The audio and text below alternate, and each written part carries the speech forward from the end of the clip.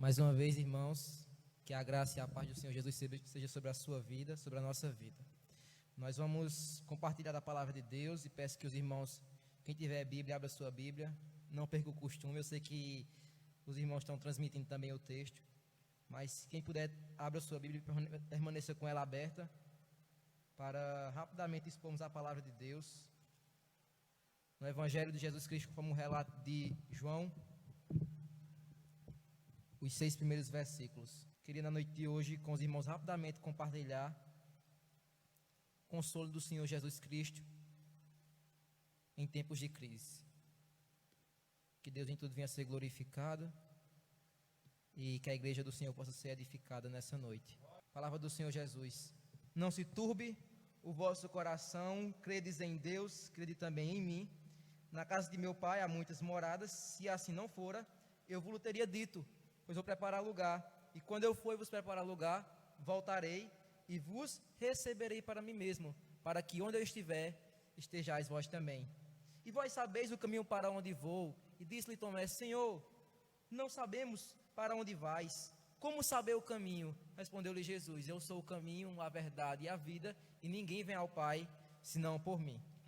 Queridos e amados irmãos e ouvintes, isso aqui é um texto da palavra de Deus, narrado pelo evangelista João, e a gente vai ter algumas lições dessa passagem da nossa vida, rapidamente. Antes de mais nada, eu queria comentar o contexto com vocês, que o Senhor Jesus falou essas palavras para esses discípulos. Certamente aqui não havia um contexto de bonança, era um contexto de crise.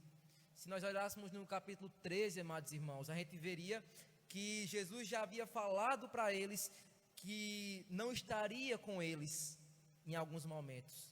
Estava bastante próximo à agonia do Getsemane e à crucificação, a sua morte vicária sobre nossas vidas.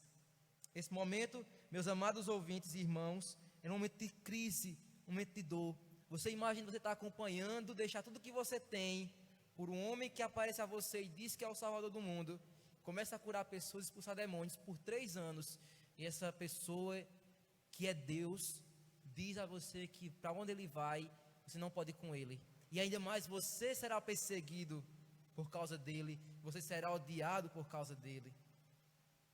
Mas não somente isso, o contexto também era de crise, porque naquele momento da Santa Ceia, da Ceia do Senhor, o traidor era indicado.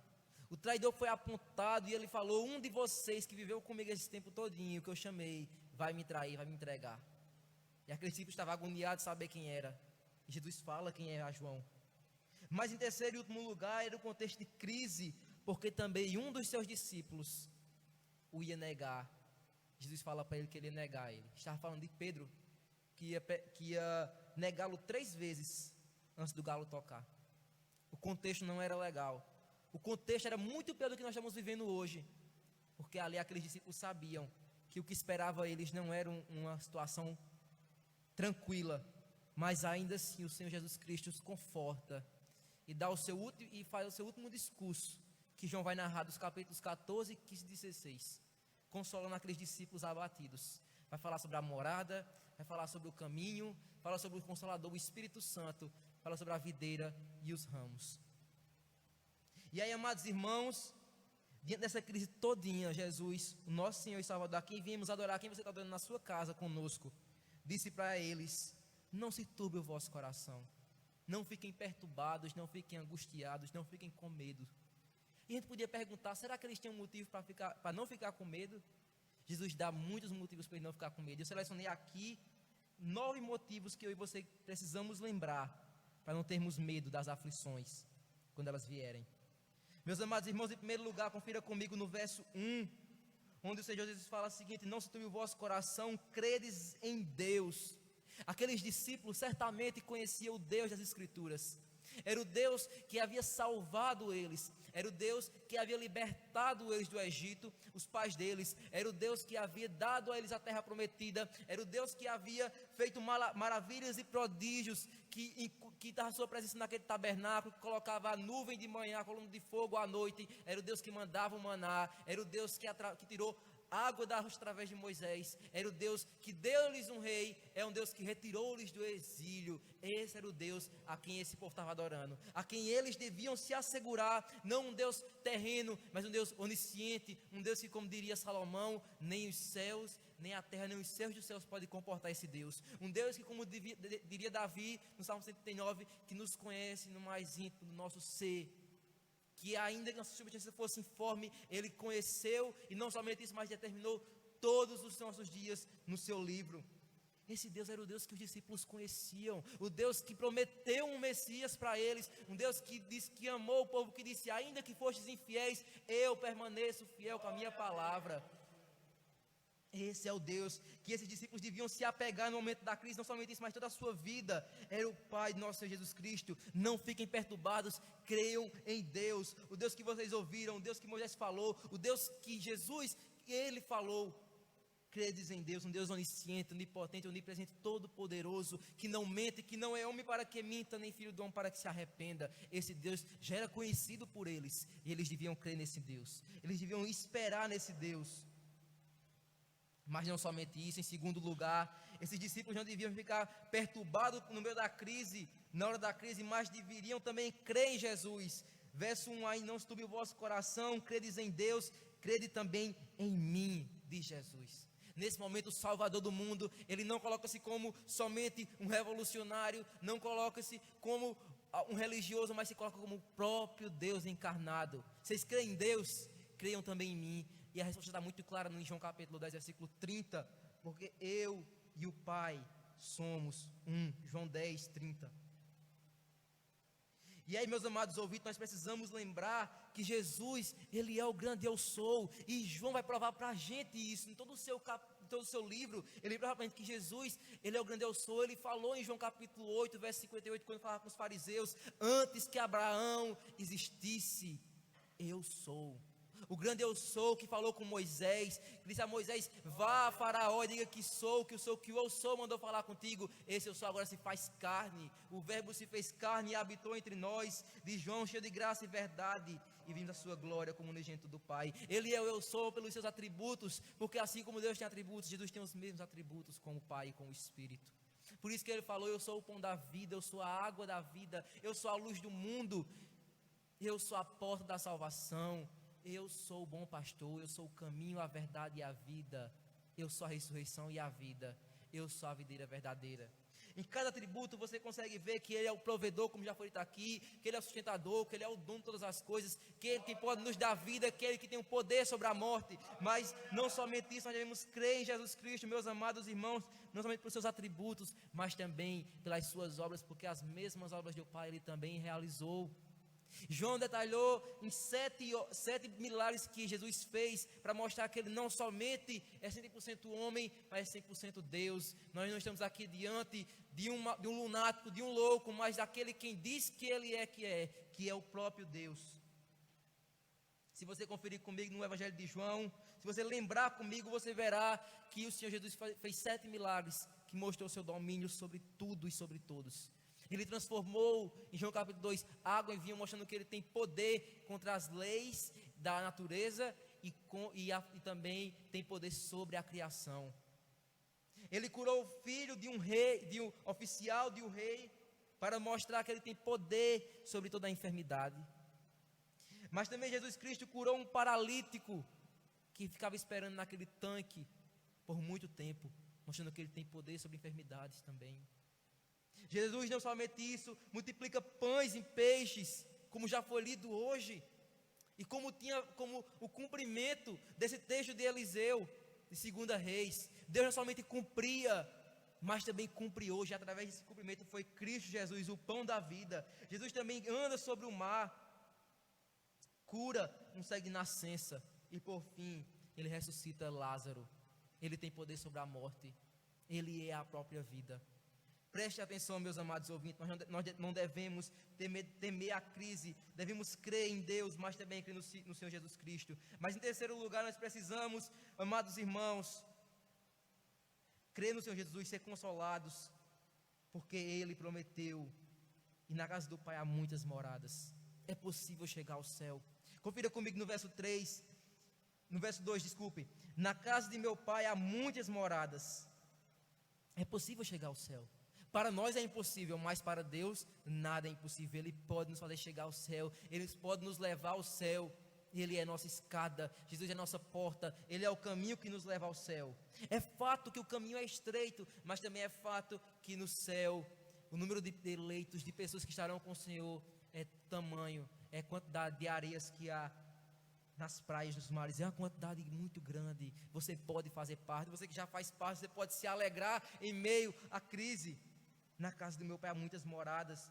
Mas não somente isso, Jesus fala no verso 2, que se assim não for, Ele não teria dito, pois vai preparar lugar. E é que é muito importante que você perceba esse texto, que Jesus preparou lugar para nós, quando Ele foi na cruz do Calvário e pagou o meu e o seu pecado. Porque nós, pecadores, estávamos destituídos da glória de Deus, mas Ele se entregou por nós. Ele deu a sua vida no nosso lugar. Ele cumpriu os requisitos da lei, Ele tomou sobre si nossos pecados e Ele colocou sobre nós a sua justiça, nós a saber que cremos no seu nome, e aí abriu um novo e vivo caminho que nós podemos trilhar, o qual Paulo vai dizer que quem está em Cristo é nova criatura, as coisas velhas se passaram, eis que tudo se fez novo. Ele preparou o nosso lugar, não precisamos de outros meios, não precisamos de outras situações, porque já temos o Senhor Jesus Cristo. Ele preparou o nosso lugar, Ele abriu a porta para o céu, está coroado e intercede por nós, e um dia voltará para nos buscar e nos levará para o seu trono majestoso e glorioso. Mas além disso, meus amados irmãos, não somente nos preparou o lugar, mas Ele nos garantiu que estaremos com Ele no céu de glória. Confira comigo no verso 3, ele fala: e quando eu for e vos preparar lugar, eu voltarei e vos receberei para mim mesmo, para que onde eu estou, estejais vós também. Essa promessa não foi feita por homens, não foi feita por profetas, foi feita pelo próprio Deus. Ele prometeu que quando Ele voltar, nós estaremos no seu nome, estaremos com Ele. Não somente prometeu que estaremos na casa do Pai, mas estaremos com Ele, porque muito melhor do que o céu é o céu com o Senhor Jesus Cristo. É com o Rei dos Reis, é com aquele que nós fomos criados para glorificar, é com aquele que é digno de toda honra e toda glória, e estaremos para sempre com Ele, nos deleitando nele, porque foi para isso que fomos criados, para glorificar a Deus e alegrar-se nele. Por isso, é a prova de que estaremos, a promessa que estaremos com Ele. Vai dizer João que essa é a promessa que Ele nos fez, a vida eterna. Ele não prometeu para você, querido ouvinte, irmão, que a nossa vida não teria crises, mas prometeu que apesar das crises, Ele estaria conosco, Ele estaria ao nosso encontro, Ele estaria nos dando alívio e consolo no meio da provação. É isso que Ele nos prometeu, e é isso que você pode se assegurar nas promessas do Senhor Jesus Cristo. Mas em meio à crise, meus amados irmãos, em sexto lugar, nós precisamos aprender também que nosso Senhor Jesus Cristo, e podemos alegrar disso, que Ele é o caminho para chegarmos até o Pai. Confira comigo o verso 4, 5 e 6. E vós sabeis o caminho para onde vou. Aqueles discípulos sabiam o caminho. Jesus tinha mostrado para eles há muito tempo. Há 3 anos Ele estava mostrando que Ele era o Verbo encarnado. E Ele fala: vocês sabem o caminho para onde eu vou. Mas Tomé, com uma pergunta sublime, fala: Senhor, não sabemos para onde vais. Qual é o caminho? Como saber o caminho? E Jesus dá uma declaração das mais poderosas da Escritura Sagrada. Ele fala o seguinte: eu sou o caminho, a verdade e a vida, e ninguém vem ao Pai senão por mim. E eu queria chamar a sua atenção para essas 4 verdades que o Senhor Jesus falou para a gente. Em sexto lugar, não devemos ficar preocupados com a crise, porque Jesus é o nosso caminho. O nosso caminho não é a terra, o nosso caminho não é a tumba, o nosso caminho não é a morte, o nosso caminho não é a religião, o nosso caminho não é aqui, mas o nosso caminho é Jesus Cristo. É através dele que temos acesso ao Pai. Há caminhos que me parecem direito, mas o caminho deles é a morte, o caminho que traz vida, o caminho que traz a paz, o caminho que nos traz felicidade plena e salvação eterna é o nosso glorioso Redentor, o Senhor Jesus Cristo. É Ele que você deve se apegar, porque seu maior problema não é o Covid-19, mas o maior problema é o pecado, e só Jesus Cristo pode nos limpar desse câncer infernal. E se Ele nos livrar desse câncer, pode vir qualquer doença, qualquer tristeza que seremos abalados, mas certamente não seremos amedrontados, certamente não seremos separados do nosso Senhor e Salvador. Ele estará conosco, porque Ele disse que as suas ovelhas ouvem a sua voz, Ele as conhece e elas o seguem, Ele lhes dá a vida eterna. Elas jamais perecerão e ninguém as arrebata de suas mãos. Ele é o caminho, Ele é a porta da salvação. Ele falou: eu sou a porta, aquele que entrar por mim será salvo, entrará e sairá e achará pastagem. Mas em sétimo lugar, não devemos ficar preocupados com a crise, meus amados irmãos, mas devemos se alegrar no Senhor Jesus, porque Ele é a verdade. Não estamos firmados em vãs ideologias, em vãs sutilezas, em vãs doutrinas que vêm e passam com o tempo, mas nós estamos numa verdade que se compara com uma rocha firme, uma rocha angular, em que nós podemos construir nossa vida. Por isso Jesus ele é chamado, nós entendemos que nós temos a cosmovisão a partir do Senhor Jesus Cristo. O que significa cosmovisão? Rapidamente seria como se nós tivéssemos um óculos, e essa lente é o que nos basta para nós olharmos toda a nossa vida, para olharmos nossa família, olharmos nosso trabalho, olharmos nossa igreja. Precisamos olhar à luz da palavra de Deus, como o pastor José Maria bem disse. Precisamos olhar através dele, e aí sim, meus amados ouvintes, sermos confrontados e alegres com a palavra de Deus. Mas ainda, irmãos, Ele é a nossa vida. Nós não estamos submetidos, queridos ouvintes, à palavra de homens. Não estamos submetidos, amados irmãos, à existência falida da nossa alma. Mas Jesus Cristo, Ele é a nossa vida. Ele é aquele que nos dá a vida, Ele é o autor da vida. Ele é aquele que nós podemos regozijar, é aquele que nós podemos nos alegrar, que aparentemente não temos nada, mas temos tudo. Há um hino, uma canção antiga que o pastor Paul Walsh sempre cita nos seus livros, que essa canção diz assim: em minhas mãos nada tenho, apenas na cruz me agarro. Pois essa cruz ela é suficiente para lhe dar vida, para dar sentido para a sua existência. Você não precisa viver uma vida gélida, uma vida fria, mas uma vida fervorosa, porque a sua existência é na mão do Senhor Jesus Cristo. E por fim, meus amados